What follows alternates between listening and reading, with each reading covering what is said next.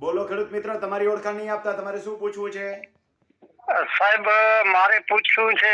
મારી જમીન બિનહદુક દબાણ બતાવે છે. પહેલા સરકારી જમીન હતી અને પછી પાછી 1976 કલેક્ટરે ચેક કરી તો વળી પાછી શ્રી સરકાર કરી નાખી. અને એનાથી પહેલા 7/12 નામ આવે છે અને તેનાથી પહેલા 1967 ટિપ્પણ હારજીમાલી અને સુરબુક એમાં મારા બાપુજીનું નામ આવે છે. પછી એમ કરતા ને આગળ જતા શ્રી સરકાર શેના માટે થઈ, કઈ કારણ બતાવે છે? ના, કઈ નથી બતાવ્યો. આગળ કઈ નથી, નોંધ નથી બતાવતા કોઈ.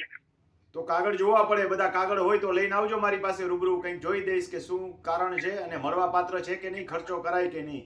જો નવી શરત હોય તો હું ના પાડી દેત કે નવી શરતમાં મળતા જ નહીં એમ કહી દે. પણ ઓરિજિનલ જૂની શરતની જમીન હોય ને શ્રી સરકાર થઈ ગઈ હોય તો કારણ જાણવું પડે. કારણ જાણીને એ રીગ્રાન્ટ થવા પાત્ર હોય તો થાય. આજુબાજુના કોઈ રેવન્યુના એડવોકેટને બતાવી દો અને મારી પાસે આવવું હોય તો સમય મળે ત્યારે મેસેજ કરજો અને આપણે સમય નક્કી કરી લેશું. હા, તો જરાક મેસેજ કરજો ને સાહેબ, તો ક્યારે આવું ને શું કરવું એવી રીતે. ભલે ભલે. હા, ભલે ભલે. આભાર સાહેબ, તકલીફ દીધી હો. ખેડૂત મિત્રો, જ્યારે નવી શરતની જમીન હોય ને શ્રી સરકાર થઈ ગઈ હોય તો હમણાં જ એક કેસમાં મેં વાત કરી એમ બોનાફાઇડ પરચેઝર સાબિત કરવું હોય તો સિવિલ કોર્ટમાં જવું પડે, બાકી જવાય નહીં જો એમનેમ શ્રી સરકાર થઈ ગઈ હોય તો. પરંતુ હજી નોટિસ જ મળી હોય ને કશું થયું ન હોય તો જવાય. બરાબર સમજો બે વચ્ચેના તફાવતને. શ્રી સરકાર નવી શરતની જમીનો થઈ ગઈ હોય ને શ્રી સરકાર થઈ ગઈ હોય તો કોઈએ મને ફોન કરવા જ નહીં. પરંતુ શ્રી સરકાર થવા માટેની નોટિસ મળી હોય અને હજી અપીલની મુદત હોય અને કબજો તમારી પાસે હોય ને હજી શ્રી સરકાર દાખલ ન થઈ હોય તો સિવિલ કોર્ટમાં જવાય. જ્યારે જૂની શરતની જમીન હોય શ્રી સરકાર દાખલ થઈ ગઈ હોય તો ગમે ત્યારે કોર્ટમાં જવાય. ફરીને કહું, નોની બાપ દાદા વખતની જમીન હોય કંઈ શરત ભંગ થયો હોય તો જોવું પડે કે અંદર શું છે. પણ આવા કેસમાં મળવાની શક્યતાઓ વધારે વધી જાય. નવી શરતની જમીન શ્રી સરકાર થઈ ગઈ હોય તો દબોય નમઃ, એમાં કાંઈ કરાય નહીં. હજી ફરીને એકવાર ચોખવટ કરું, હમણાં જે ફોન 2-4 ફોન પહેલાનો ઓડિયો હતો એમાં મેં કીધું કે નવી શરતની જમીન છે, શ્રી સરકારની નોટિસ હજી મળી છે, કેસ ચાલી ગયો છે, હુકમ થયો છે, પણ 7 નંબરમાં હજી સરકાર દાખલ થઈ નથી. તો આવા સમયે હજી કદાચ 7 નંબરમાં સરકાર દાખલ થઈ હોય તોય ભલે, તાજું હોય, હજી કેસ ચાલુ હોય ને અપીલની મુદત હજી તમારી હોય તો જાઓ સિવિલ કોર્ટની અંદર.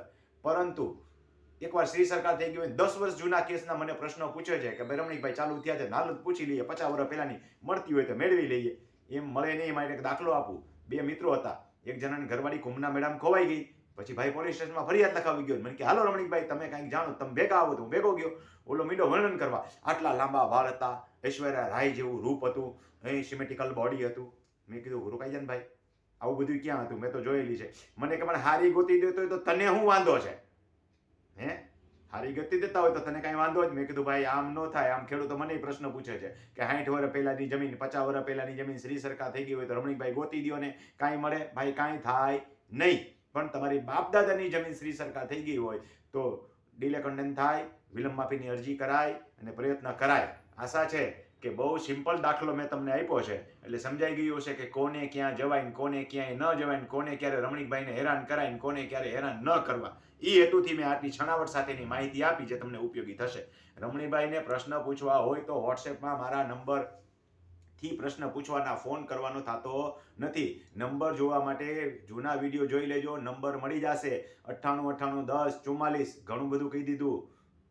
98 98 10 44. હવે કેટલા બાકી વધ્યા? ખાલી 2. 98 98 10 44. એટલે આટલા થઈ ગયા. આટલા કેટલા થયા? આટલા. હવે ખાલી 2 બાકી વધ્યા. 2 માટે મહેનત કરો, એમ ઝડપથી ન મળી જાય. કારણ કે પછી મને હુવાય નથી દેતા કોઈ. ક્યાં ફી તો કોઈ દેતા નથી. એમ કારણ વગરના હુતા હોય ત્યારે ફોન કરે. અરે ક્યારે ફોન કરે એ ખબર ન પડે. અહીં બેઠા હોય ફોન આવે, આમ હોય ફોન આવે. સમજતા જ નથી ખેડૂત મિત્રો. સાંભળવું છે તો કેટલાક ફોન આવ્યા છે, મૂકીશ. અત્યારે આ વિડીયો લાંબો થઈ જાય નથી મૂકતો.